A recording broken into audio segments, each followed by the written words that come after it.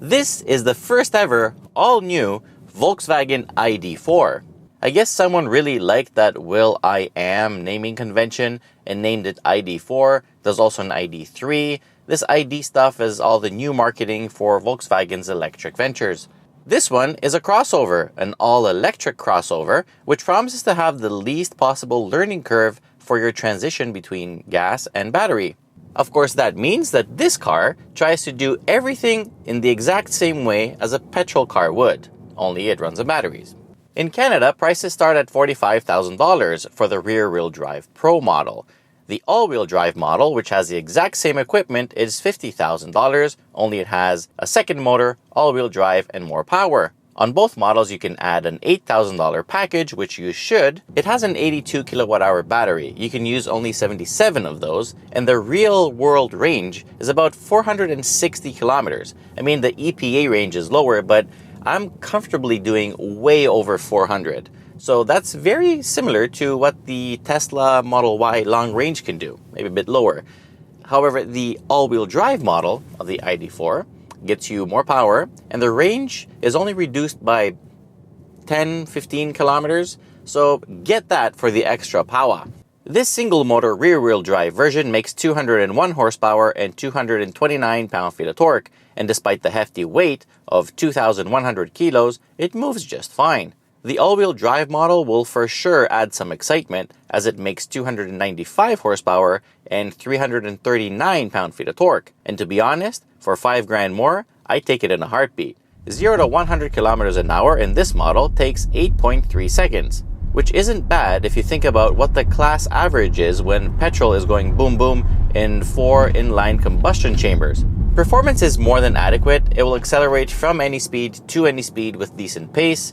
It's more on the lower side, so when you're going slower, it's able to kind of, give you that satisfying instant torque pull, so it feels faster at lower speeds. But honestly, I have no issue with it. I mean, obviously the all-wheel drive will be even better, but even this one, totally fine. From totally empty, you can fully charge it in about 11 hours at a 7.2 kilowatt level 2 home charger or at a mall. The onboard charger supports up to 11.2 kilowatts, so you can complete that charge in about 7 hours. You can connect it to a DC fast charger and do a 5 to 80 charge in 38 minutes. Looks-wise, well, it looks like a regular crossover. A very pretty crossover, to be honest, and I love that front that lights up, and it looks very sexy with those nice smooth lines. On the side, you can't help but notice that silver line that sweeps across the top and ends at the rear in a kind of wider shape. I like it a lot. I like that it looks like a conventional SUV with no teardrop swooping lines towards the back like the Model Y or the Mustang Mach-E. I really like it, and I think the tushy is pretty cute as well. The only eyesore from the outside are the rear drum brakes. I don't know about you, but it triggers my gag reflex all the time. Inside, it's a modern mid-range interior with some cheap plastics and some cool design features, but also some massive and unexplainable fails. For the most part, it's well put together. You won't hear any annoying rattling sounds as you scoot around. There are some soft plastics on the top of the dash and top of the front doors, but that's it.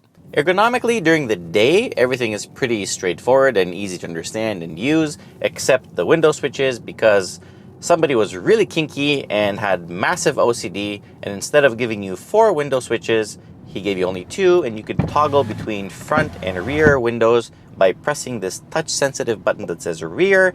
Now, however, in the dark, first of all, I've triggered this rear by mistake, just by looking for the switches, and then when I actually opened the window, I opened the one on the back, which is not the one I wanted. The only thing I can think of as an excuse to do this is that somebody was really OCD with cleaning the dust that accumulates inside the switch, so he said, no, we're only going to have 2, so it's easier for me.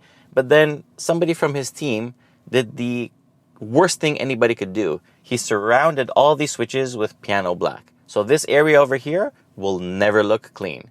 Also, on the center console here, you have one-touch buttons for the temperature, for the climate control, and for the volume. During the day, everything is fine. However, at night, they're not back illuminated, so you cannot find them, which is a big problem. And then you get the UI designer that decided that the best icon to use to take you to the climate control menu is 2 heated seats. Very smart. Because when you press those, you don't operate the heated seats. You just navigate yourself to the climate menu, and then you can turn on the heated seats or the heated steering wheel. The funny thing is that there's a climate button right below here that you can press and does exactly the same thing. You do have the steering wheel controls for the volume and the touchscreen for the climate, but why make it so hard when it could have been so easy? Speaking of the steering wheel, the controls are haptic and work differently when you don't lift your finger. It's just weird. I'm not even going to try to explain. I don't like them at all. They could have done it so much simpler. However, I do like the whole steering wheel itself, how it looks and how it feels. The gear selector is just like the BMW i3, and so is the little screen that follows the steering column. No complaints here. It's all good. And you don't even need to press the start button over here. You just sit in the seat as long as you have the key with you, press on the brakes, and then shift it to drive, and you're ready to go. That's it. No start stop.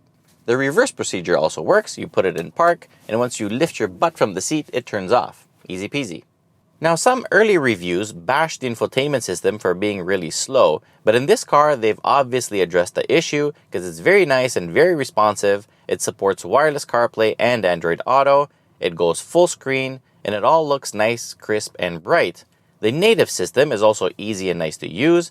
It has everything you would expect and more. For example, I really like the Smart Clima setting, as it allows you to set it based on the desired outcome, like the goal, even if you don't know what settings you'd need to put to get there. So for example, I want to warm up my feet. You just press this button. That's it. The driving assistants are gentle, they don't interfere much, and they don't scare you. I really like that. Lane keep assist works quite well, and so does the sound system. It sounds quite good. The nicest features, of course, include this very beautiful glass roof. The seats are really comfortable and they do have a massage. That's pretty good, actually.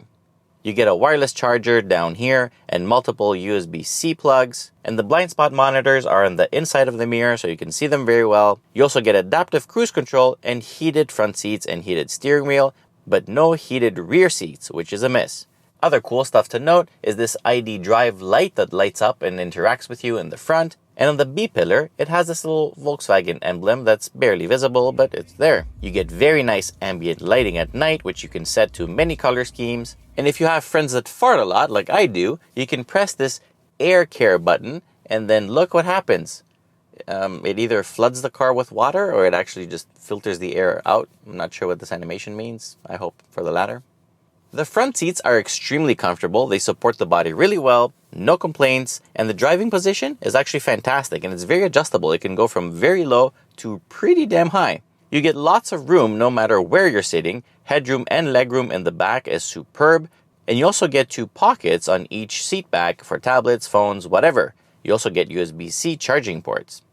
The trunk is massive. The SEA measurement claims 858 liters, which I think sounds a little bit much, but it does have a good sized trunk, and of course it has a power liftgate. On the road, you can pick between a few driving modes. I love that I can set up my car using this custom mode, and I love that it remembers it. I don't have to pick it every time. The suspension does a great job dealing with bumps, and it does so quietly, so no complaints there. But on the highway, you do hear some road noise, wind noise coming from the mirrors, and there's some weird buffeting like turbulence happening under the front bumper at exactly 118 kilometers an hour. Sounds a little bit weird. So for road trips, make sure you have a really good playlist. In sport mode, the steering gains some weight, the chassis is very well sorted out, and it grips really well in the corners.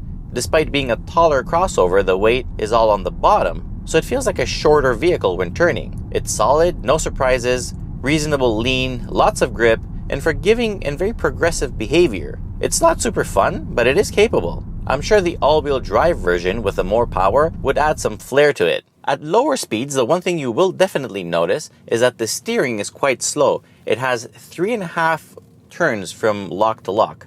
And especially when you're maneuvering and parking, you're going to notice that you're steering a little bit more than normal. Is it a problem? No. The good thing is that the turning circle is just under 10 meters, which is fantastic, and it really makes this thing very maneuverable around town. And, especially tight European cities. This is the bomb. The Achilles heel of the car is actually the brakes. They do feel good and they do stop the car reasonably well, but with the drum brakes in the back, 100 to 0 came in 45 meters. That's not the best performance in the world. All in all, the ID.4 is such an adorable machine because it makes life easy with great range, quick charging, easy driving, and a functional interior. I mean, what more can you ask from your daily driver? If only they could build enough of them so we can buy them. This is the go-to crossover from now on. I'm not going to say the future because it's already here. The future is happening right now. What the RAV4 was until 2020, this is what's going to be 2021 and on. They just nailed it. Overall score for this ID.4 is 8.5 out of 10. Really like it. I'm pretty sure the all-wheel drive model would be closer to 9 out of 10. So if you like this video, please remember to share it with your friends, subscribe to our channel, press a like button. Most importantly, till next time, be well.